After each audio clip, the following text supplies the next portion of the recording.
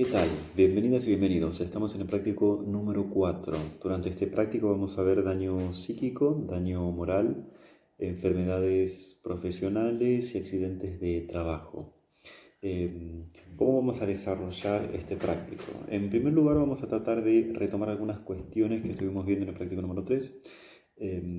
Vamos a situarnos en qué ámbito nos encontramos, en qué fuero nos encontramos trabajando. Y posteriormente vamos a empezar a desarrollar más puntualmente lo que es el daño psíquico, qué consideraciones tenemos que tener en cuenta para su evaluación, eh, lo mismo con respecto al daño moral, las diferencias que tenemos que tener en cuenta entre daño psíquico y daño moral, la noción de daño en general, para posteriormente poder introducirnos con la temática de accidentes de trabajo y enfermedades profesionales, ¿sí?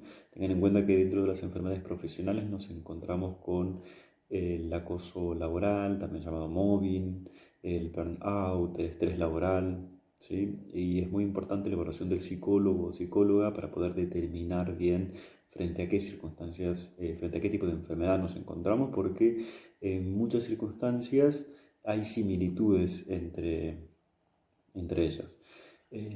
Bien, como les dije en el práctico 1, vamos a trabajar a lo largo de todos los prácticos cuál es la inserción del psicólogo jurídico en los distintos ámbitos de inserción de la psicología jurídica.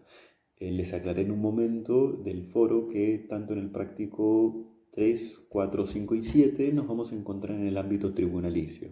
Ahora bien, el ámbito tribunalicio está ordenado, como bien dijimos en un momento, en distintos fueros. Los fueros eran la forma de organización de la justicia, como hemos visto. Fuero civil, fuero laboral, fuero penal son los más conocidos, ¿no? Hay otros fueros más, como puede ser el contencioso administrativo, penal financiero, etc. Pero los fueros donde nos encontramos más contratados laboralmente son estos tres fueros: fuero civil, fuero laboral y fuero penal. Por un tema de ordenamiento didáctico, pedagógico, vamos a, y también por una similitud en lo que es el rol nuestro y los objetivos de la pericia puntualmente, vamos a ordenar lo que es el fuero civil y el fuero laboral en forma conjunta, ¿sí? Eh, que es lo que estamos viendo durante este práctico. El práctico de la semana que viene vamos a estar introduciéndonos en el fuero, en las peritaciones en el fuero penal. Una cosa a tener en cuenta cuando trabajamos con respecto al fuero civil y al fuero laboral es que en el fuero civil, por ejemplo, nos podemos encontrar haciendo una evaluación sobre eh, daño psíquico frente a un accidente, eh, frente a un accidente en una vía pública, por ejemplo. También nos encontramos haciendo valoraciones sobre la capacidad de las personas, ¿no? Lo que antes se denominaba insanía, por situaciones de violencia familiar. También, como vamos a ver en el práctico número 7, evaluaciones a los postulantes para el registro único de adoptantes, que son los postulantes para ser padres en algún momento, padres y madres, ¿no? Eh, Ahí nuestro rol sería de pericia en las situaciones en los procesos de adopción. Y por otro lado, en lo que es el fuero laboral, nos encontramos haciendo pericias en distintas situaciones relacionadas con el daño psíquico que puede ocasionar, por ejemplo, un despido, un accidente laboral y las enfermedades eh, profesionales como ser el acoso laboral o el mobbing, como se suele denominar. Bien, vamos a introducirnos en primer lugar en la cuestión con respecto al daño, ¿sí? Si nos ponemos a pensar que estamos en la materia de psicología jurídica, la psicología jurídica, como dijimos, es un campo de intersección discursiva entre la psicología y el derecho. Y en ese campo de intersección discursiva nos vamos a encontrar con palabras que no provienen directamente de la psicología, sino que surgen, que emergen de esta interacción entre ambas, ¿sí? Yo recuerdo que en un debate que surgió en el foro había surgido la cuestión en torno a la voluntad. Y yo les decía, bueno chicos, tengan presente que cuando pensamos y cuando hablamos de voluntad, no tenemos que pensar solamente que estamos tomados por el discurso psicológico, sino que para hablar de la voluntad, bueno, como van a ver en en aspectos de teórico sobre lo que es la teoría del delito, la voluntad tiene una relación con la conducta, con la intencionalidad, que son algunas nociones que vienen más del campo del derecho, ¿sí?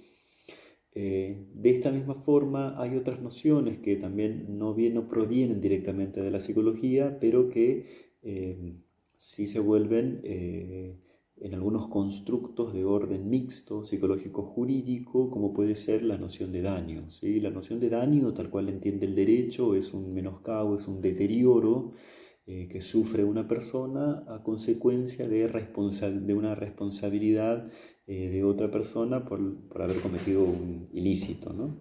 Cuando pensamos en la noción de daño psíquico, tenemos que pensar en toda perturbación, todo trastorno, disfunción, menoscabo, síndrome que se origina a raíz de un hecho traumático, ¿sí? Este hecho traumático lo que va a generar es una serie de consecuencias en las distintas esferas de la vida del sujeto, ¿sí? Las esferas volitiva, o sea, la voluntad, la esfera afectiva, la esfera intelectual, y qué es lo que va a terminar ocasionando es la disminución de la capacidad de goce de la persona, ¿sí?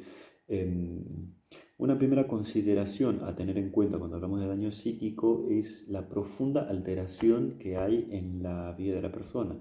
Ahora bien, ¿por qué se produce esta profunda alteración en la personalidad? Bueno, se produce casualmente porque tiene una inscripción en el orden inconsciente el trauma ocasionado. Pensemos que la noción de daño psíquico, tal cual la pensamos en el campo de la psicología jurídica, podemos emparentarla con con la noción de trauma freudiano. Recuerden que la noción de trauma freudiano estaba muy ligada a esta noción de la economía psíquica, ¿no? Este, como este advenimiento en la psiquis del sujeto que no puede tramitar y a raíz de esa dificultad en la tramitación, bueno, termina generando una inscripción en términos inconscientes, que termina generando la sintomatología, ¿sí? Cuando pensemos en daño psíquico, pensamos en sintomatología. Esa es la diferencia circunstancial que después vamos a ubicar con respecto a lo que es el daño moral, ¿sí? Es muy común que en los casos que hagamos las evaluaciones, digamos, del daño psíquico, por ejemplo, por un accidente en la vía pública o por una problemática de una enfermedad profesional, etc., nos encontremos con sujetos que han perdido la capacidad de goce. ¿Qué es lo que quiere decir esto? Personas que no pueden desarrollar su vida cotidiana, que han tenido cambios repentinos y súbitos, digamos, en el peso, en las alteraciones de la comida, en las alteraciones del sueño, que las cosas que realizaba antes y ahora ya no las puede realizar de la misma forma o no las realiza con el mismo goce con el que realizaba antes, las relaciones sociales, eh, el goce por el trabajo, la capacidad la capacidad elaborativa, ¿sí? Son cosas que se ven alteradas profundamente, ¿sí? A ver, no podemos pensar la noción de daño psíquico si no tenemos una visión sistémica sobre la vida del sujeto, ¿sí? Por eso es muy importante cuando hacemos la evaluación pericial, poder indagar en las distintas esferas de la vida de la persona, ¿sí? Y tratar de ir evaluando, digamos, si esos cambios que surgieron son a raíz del hecho traumático, ¿sí? Eso es fundamental. Si no hay una relación directa entre el hecho traumático y las consecuencias que está sufriendo la persona actualmente, no estamos ubicando un daño psíquico. Estamos ubicando que puede ser, nos estamos encontrando casualmente con sintomatología, lo que no quiere decir en forma directa que esa sintomatología dependa de un hecho traumático. Puede haber sido que ha pasado, que nos pasa muchas veces, digamos, que en el transcurso entre lo que es por ejemplo, un accidente en la vía pública, que es el supuesto hecho traumático que trae el hecho de controversia, y la evaluación, bueno, puede ser que haya fallecido una persona, ¿no?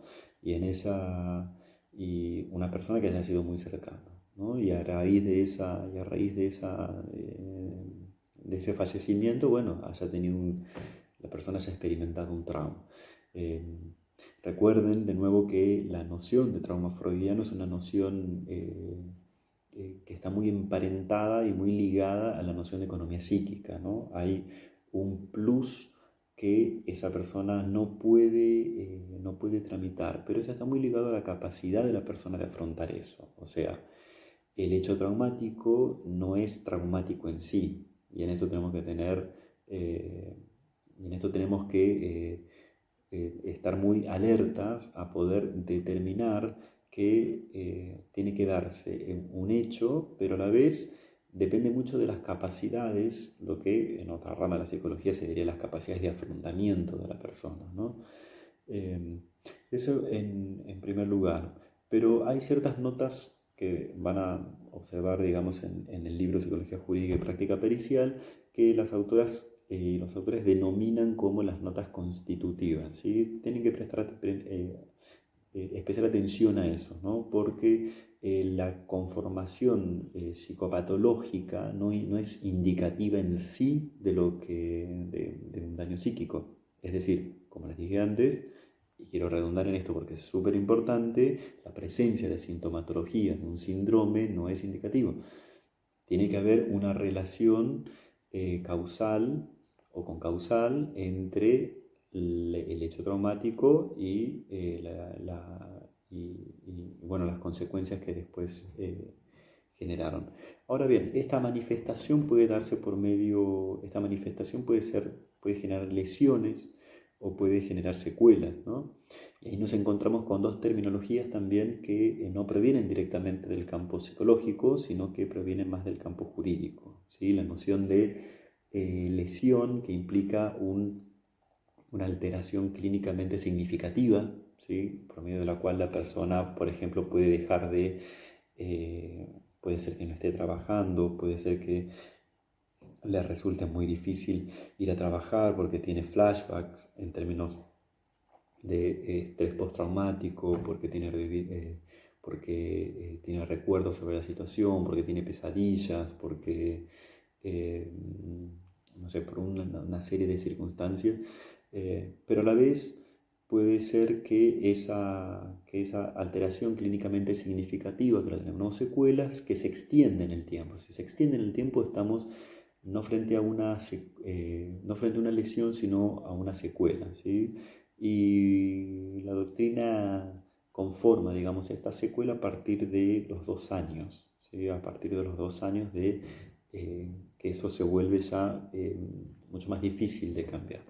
Con respecto al daño moral, tenemos que tener en cuenta algunas diferencias con relación al daño psíquico, ¿sí? Si en el plano del daño psíquico concebimos que había una alteración profunda en la personalidad del sujeto, alteración que se producía en términos inconscientes y que generaba efectos en la a nivel sintomatológico, no podemos encontrar esto en el daño moral, ¿sí? En el daño moral lo que encontramos es una percepción consciente del sujeto. ¿Qué es lo que quiere decir esto? Aunque el sujeto percibe que hay una lesión a sus sentimientos, básicamente. Lo encontramos clínicamente mucho en las personas que dicen, bueno, yo siento que esto es una injusticia, yo siento que esto está mal, sin que eso implica un cambio rotundo en la personalidad de la persona, sin que haya disminuido su capacidad de goce, sin que haya alterado sus relaciones sociales, su capacidad para afrontar el trabajo. Es una diferencia central, ¿sí? Ubiquemos al daño moral en el plano de lo consciente, ubiquemos al daño psíquico en el plano de lo inconsciente. Por otro lado, nuestro rol como peritos y como peritas nosotros estamos compelidos a hacer una evaluación de la personalidad del sujeto y a observar si encontramos algunos indicadores que sean compatibles con daño psíquico. No obstante, la valoración sobre el daño moral la hace el juez o la jueza. no es una evaluación que hacemos nosotros, y la hace el juez o la jueza en base al expediente judicial, a lo que recoge, digamos, del legajo judicial, a lo que aporta el abogado o la abogada que determina, digamos, como una serie de ítems, ¿no? Por esto, bueno, encontramos la posibilidad de un daño moral. Sin embargo, nosotros somos los especialistas con respecto a la evaluación del sujeto, si bien no podemos decir la existencia, digamos, de un daño moral, porque nosotros en realidad lo que concebimos como daño psíquico lo evaluamos como daño psíquico porque tenemos ciertos indicadores que conforman una psicopatología, que conforman un cuadro nosológico, que podemos ubicarlo desde el lado del estrés postraumático, ¿sí? Retomen y lo que es el DSM-5 con respecto al estrés postraumático, pero también desde el plano del psicoanálisis, eh, la disminución en la capacidad de goce de la persona en distintas esferas. Bueno, esos indicadores no los podemos ubicar en el plano de lo consciente porque no existe casualmente una sintomatología ahí. Lo que no quiere decir que como psicólogo no podamos afirmar que la persona se encuentre en la entrevista, en el examen pericial, que la persona se encuentre, que tenga una percepción de afrenta hacia su honor, eh, hacia su sentimiento de justicia, hacia su visión, hacia su imagen, sin que implique eso, obviamente, una alteración en su personalidad. Por otro lado, vamos a introducir algunas cuestiones relativas al hostigamiento laboral o mobbing. Vimos que nuestro rol en las pericias civiles podía ser para hacer evaluaciones sobre daño psíquico un accidente, por un accidente, por situaciones de responsabilidad parental, para hacer evaluaciones sobre la valoración sobre la capacidad de las personas, sobre violencia familiar, sobre adopciones, etc. Ahora bien, en el fuero laboral podemos hacer evaluaciones sobre daño psíquico con respecto a accidentes laborales, pero también con respecto a enfermedades profesionales. Para pensar en las enfermedades profesionales, pensemos, por ejemplo, en el estrés, en el burnout y en algo que vamos a estudiar más en profundidad, que es el mobbing. El mobbing o acoso u hostigamiento psicológico moral en el ámbito laboral. Una primera consideración a tener en cuenta es la definición, ¿no? Se define al hostigamiento como un acoso, como una violencia psicológica que es ejercida por una o varias personas hacia otra persona eh, durante un cierto periodo de tiempo con una frecuencia semanal y en forma sistemática, y donde conlleva una sistematicidad, ¿sí? Y una intencionalidad por parte de las personas agresoras.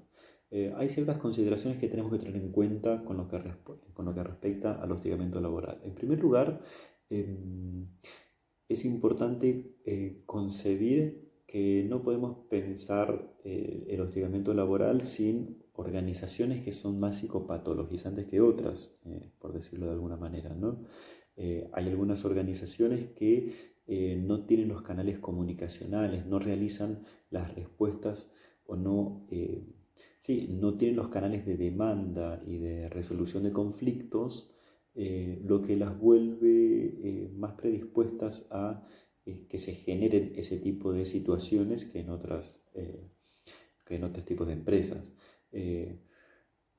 Podemos situar, digamos, que hay ciertas empresas que se ubican desde ese lugar. No obstante, la víctima, no podemos hablar de un tipo de personalidad para una víctima en particular. Puede ser cualquier persona puede ser víctima de una situación de hostigamiento laboral. No así, no cualquier persona puede ser un ofensor. Estamos hablando de ciertas personalidades que suelen ser más frecuentes en este tipo de situaciones. Pero también tenemos que pensar en términos sistémicos. No podemos dejar de concebir que se produce una conformación en la cual no solamente se encuentra por un lado la empresa, la organización, el agresor y la víctima, sino también ciertas personas que actúan en una forma un poco más pasiva o una forma más activa en el sostenimiento de esa situación. Eh, Se encuentran distintos tipos de acoso laboral, puede ser ascendente, descendente, en forma horizontal, eh, y se encuentran distintos tipos de fases. El material, si bien es accesible, les invito a que puedan recorrerlo y a realizar inquietudes, dudas, reflexiones que tengan sobre el material abordado.